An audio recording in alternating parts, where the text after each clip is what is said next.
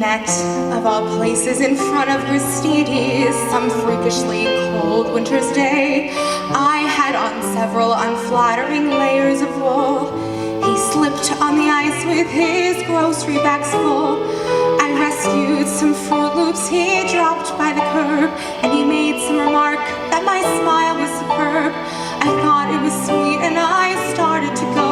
He said, "Hey, what you doing tomorrow?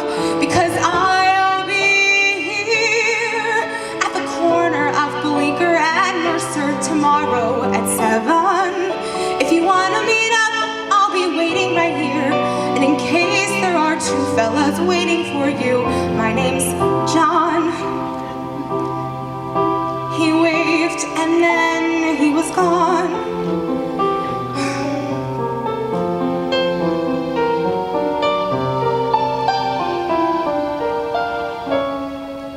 Needless to say, I went back there to meet him, mostly to see if he'd show.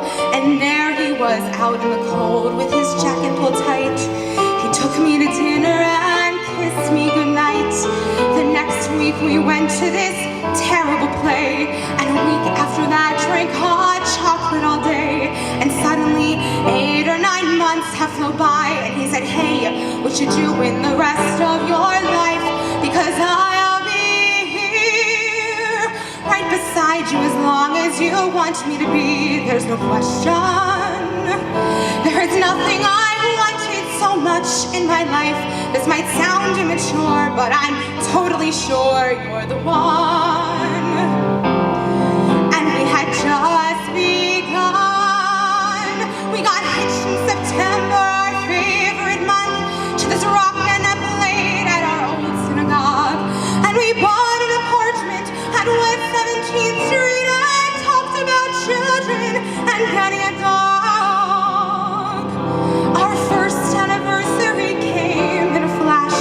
We promised to take the day off. He had to stop into his office that morning, and so I went walking uptown to this bakery I know. But I heard on the street what I thought was a joke, till I noticed the sirens and saw all the smoke. So I'm running back home with this feeling of dread, to the voicemail he left were the last words he said. "I'm sorry. I don't mean to ruin your evening by bringing up all of this stuff. You're probably wondering why I even called you tonight. Well, today something happened that spooked me all right. I saw this storm cloud of papers fall down from the sky, and I thought of that day, and I started to cry. And sure as I breathe, I heard John, clear as day, saying, 'Hey, you're allowed to move on. It's okay. Because I'll be here, even if you decide to get rid of my favorite sweater. Even if you go out on my birthday this year, instead of sitting at home letting all of life's moments pass by.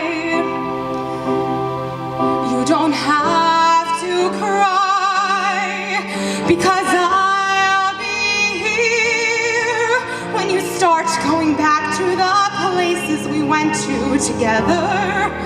When you take off my ring and you let yourself smile. When you meet someone handsome and patient and true, and he says that he wants to be married to you. When he calls you one night and he meets you downtown, and you finally answer him yes. "Yes, Jason, I will marry you. I will give you my heart. It has taken so long, but I'm ready to start." Right now, John's whispering congrats in my ear, 'cause I finally let myself tell you that I will